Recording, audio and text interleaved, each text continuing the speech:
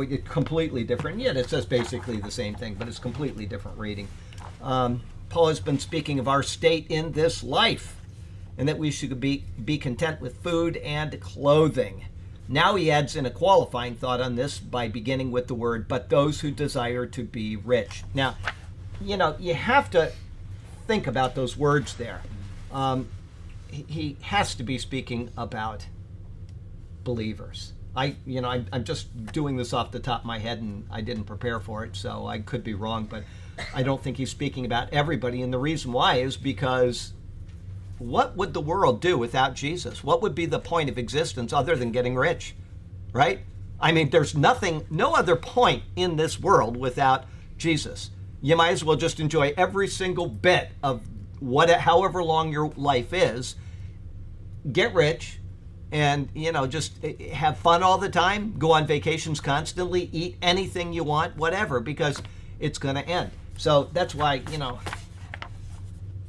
those who want to be rich, the opposite is the believer. Why would a believer want to get rich? And I'm talking about make that his prime goal in life. Is that eat, drink, and be merry? Yeah, first, right? Eat, drink, and be merry. I mean, exactly. That's for tomorrow we die. Yeah, I mean, what is the point beyond this life if, in fact, that's all there is? And they end up being soulless. Yeah, well, yeah, there's nothing left. And so, it's just like you go from the old, it's cliche, and I hate saying cliches, but it's true. From the goo to the zoo to you via the zoo. Okay, so you're a bug, you're going to die, and that's it.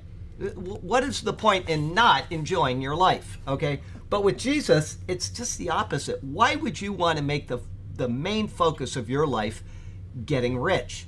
Okay, now I understand it. It's nice to have a lot of money. It's nice to have a nice house or a nice car.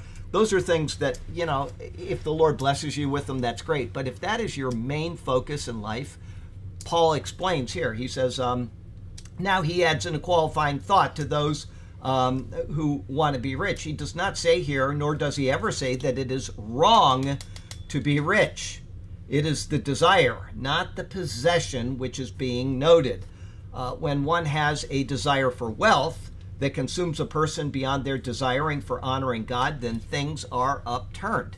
And that's why I said it's, the desire.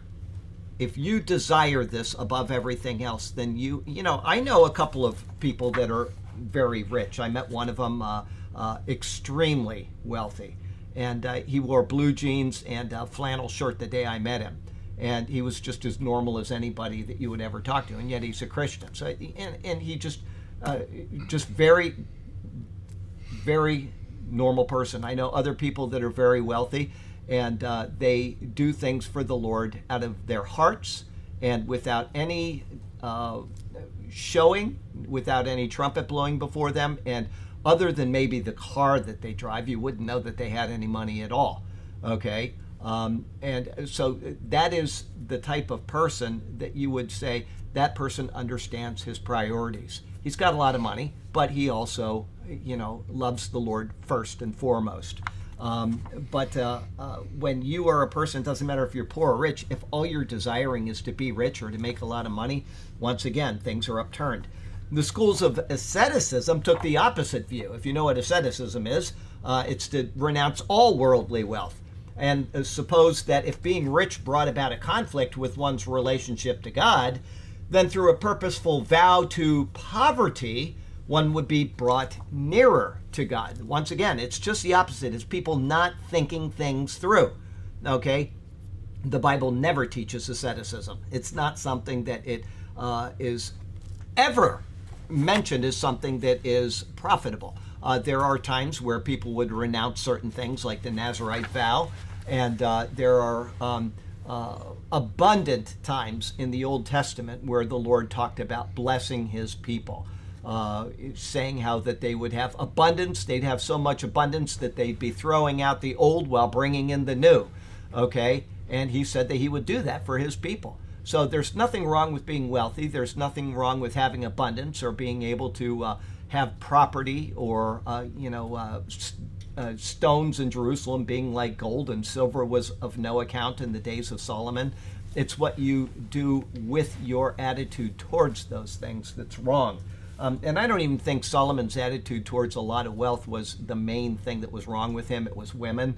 But he did violate the law, precept by precept, when it says in the law, the king shall not multiply horses. And what does it say about Solomon?